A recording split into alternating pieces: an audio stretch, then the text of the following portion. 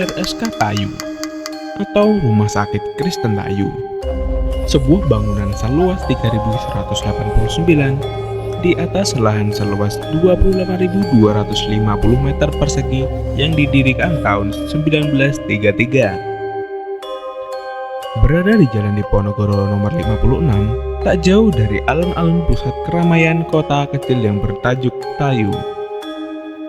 Salah satu wilayah kecamatan yang jadi bagian dari Kabupaten Pati di Provinsi Jawa Tengah, yang menjadi salah satu bangunan peninggalan Belanda yang dirintis oleh P.A. Jens, yaitu seorang penginjil dari Badan Deutsche Gezintenvereniging atau DZV pada 1894. Sebelum kemunduran RSK Tayu yang dimulai Maret tahun 2013 lalu, sebab dilanda krisis yang membuat bangunan tersebut terbengkalai dan tak berpenghuni. Rumah sakit yang bisa dianggap kondang-kondangnya pada tahun 1970-an sampai tahun 2000-an. Sebab di wilayah Pati Utara mulai dari Kecamatan Margoyoso, Tayu, Duku Seti, dan juga warga Kecamatan Juwana, hampir semua warga di 4 kecamatan tersebut rujukan berobatnya adalah di RSK Tayu. Tak hanya warga Pati, bahkan warga Jepara, warga Rembang, dan Kudus pada tahun-tahun tersebut juga sering berobat ke RSK Tayu. Mereka menjadikan RSK Tayu sebagai rujukan berobat, baik untuk sekedar periksa penyakit biasa, kontrol, melahirkan, bahkan sampai operasi. Sebuah kisah misteri keluar dari bangunan RSK Tayu yang menjadi buah bibir yang tak berkesudahan dan menjadi lebih hangat diperbincangkan dari masa ke masa saat bangunan tersebut masih berpenghuni dan tidak. Meski baru beberapa tahun saja ditutup, kesan angker sudah tampak melekat di bangunan tua peninggalan zaman Belanda ini.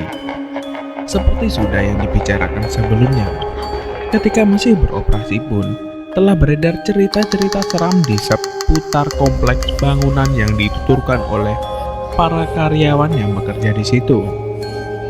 Kesan mistis pun telah melekat di benak masyarakat sekitar, sehingga setelah kini ditutup tanpa ada aktivitas sama sekali, aura mistis pun dengan segera menyelimuti bangunan ini. Sebenarnya fenomena seperti ini mudah dimaklumi bagi yang mengerti sejarah masa silam. Tepatnya di era pra kemerdekaan di mana dulu sering terjadi perselisihan antara pribumi dan Belanda yang kabarnya pernah memuncak hingga RSK Tayu ini pernah jadi sasaran kerusuhan massa dan berujung dengan terbakarnya bangunan, penjarahan, dan juga pembantaian para pekerja Belanda. Sebagaimana kerusuhan yang terjadi di tempat lain di Indonesia masa itu. Hingga konflik berimbas kerusuhan yang terjadi itu teratasi dan kegiatan operasional rumah sakit dapat kembali menjadi normal.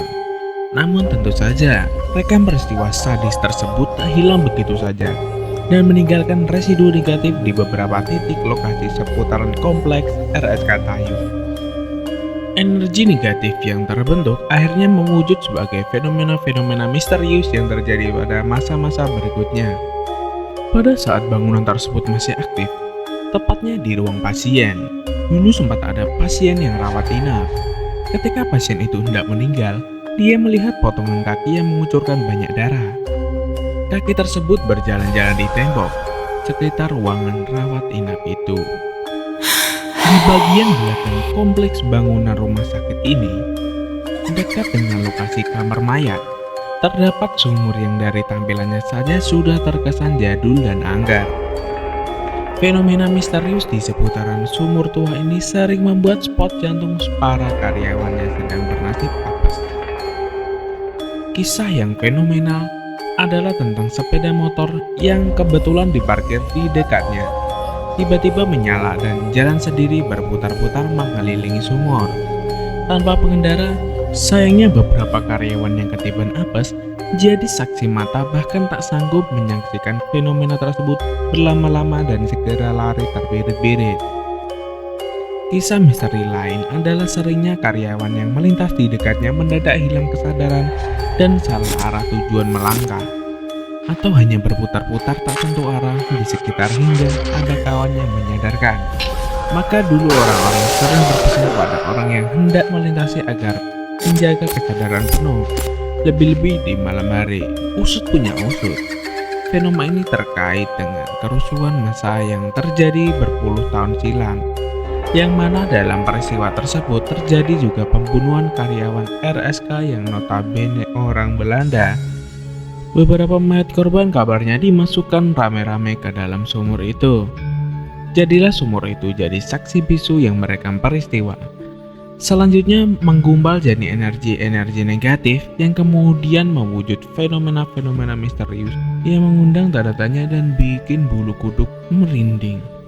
Berlokasi di bangunan utama rumah sakit, ujung paling belakang, genset utama ini dibuatkan ruang khusus komplit dengan gudang spare part dan peralatan. Sekompleks dengan ruang pertukangan sekaligus bengkel.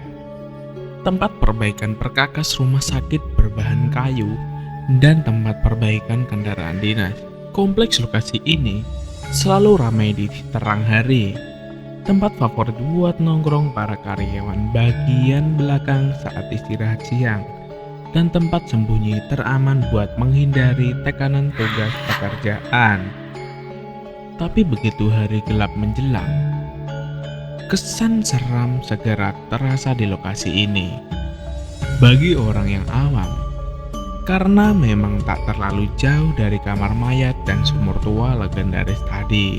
Fenomena yang muncul di lokasi ini adalah perjumpaan beberapa karyawan dengan sosok yang mirip rekan kerjanya. Bisa perawat, tukang kebun, supir ambulan, dan yang lainnya.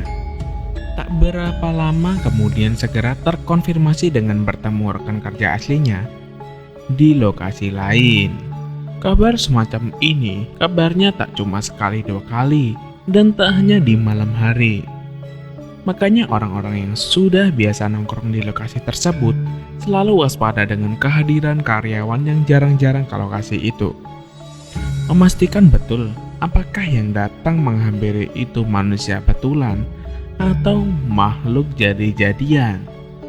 Ternyata di lokasi tersebut memang sengaja ditaruh makhluk astral gaib oleh pihak manajemen sendiri dari sejak genset itu diadakan dan dibuatkan ruang khusus dengan alasan untuk membantu menjaga genset dari pencurian atau sabotase dari tangan jahil. Kata mantan karyawan operator genset bentuk makhluk penunggu genset, sosoknya tinggi besar jauh di atas ukuran rata-rata manusia. Tubuhnya hitam legam berbulu lebat. Ciri khasnya saat menampakkan wujud aslinya adalah matanya yang memancarkan sorot merah. Dan katanya ukurannya sebesar bantru gandeng. Untuk seputar kamar mayat di sini boleh dibilang seragam. Intinya adalah penampakan arwah si mayat. Ada yang menemui secara langsung, ada yang melalui mimpi. Ragam adegannya, ada yang minta tolong, ada yang bercerita tentang proses kematiannya, berpamitan, atau sekedar menyapa dengan senyum kaku di balik wajah pucatnya. Tepat di tembok-tembok yang membatasi kompleks bangunan RSK dengan kabung sebelah, sisi sebelah utara dari pertengahan hingga paling belakang. Narasumber cerita adalah warga kampung sebelah yang kerap melihat fenomena misteri, yaitu munculnya para gadis Belanda, biasa disebut nonik-nonik, secara tiba-tiba, lengkap dengan busana ala Eropa tempo dulu. Berlarian menembus tembok pembatas tersebut menuju kampung desa sebelah. Tampak sedang bermain kejar-kejaran atau petak umpet dengan tawa riang. Sekejap lalu menghilang. Ternyata sewaktu rumah sakit ini menjadi sasaran kerusuhan massa dulu, memang ada sekelumit kisah tentang dokter Belanda yang menjadi korban meninggal. Sekeluarga beserta istri dan kedua anak perempuannya, atau yang bisa dipanggil sebagai nonik. Andai kabar ini benar adanya, karena memang tak ada catatan sejarah, hanya berdasar rumor. Bisa saja fenomena yang disaksikan oleh warga kampung sebelah adalah rekam peristiwa nonik-nonik itu ketika masih hidup. Dan titik lokasi di pagar pembatas itu dulunya mungkin tempat favorit mereka. Pasca ditutup, dalam keadaan terbengkalai tanpa aktivitas, sudah tentu fenomena misteri di RSK lebih variatif. Kisah yang pertama adalah tentang tukang becak yang dulu biasa manggal di depan RSK Tayu. Seorang tukang becak yang dulunya sering manggal di depan RSK Tayu, suatu pagi melihat dari kejauhan seorang nenek melambaikan tangan ke arahnya. Posisi si nenek tepat di depan gedung portir RSK Tayu. Anehnya, semakin dekat becak yang dikendarainya mendekati titik lokasi, dalam sekejap tiba-tiba si nenek menghilang dari pandangannya. Kisah kedua diambil dari pedagang kios suatu hari, kira-kira pukul 10 waktu Indonesia Barat. Ada orang dari luar kota yang mampir ke kiosnya. Setelah sebelumnya celing-celing kebingungan, lantas ambil duduk di bangku panjang kiosnya dan memesan minum, lalu memperkenalkan diri. Si bapak pedagang kios dibuat maklum dengan pertanyaan orang tersebut tentang sepinya rumah sakit.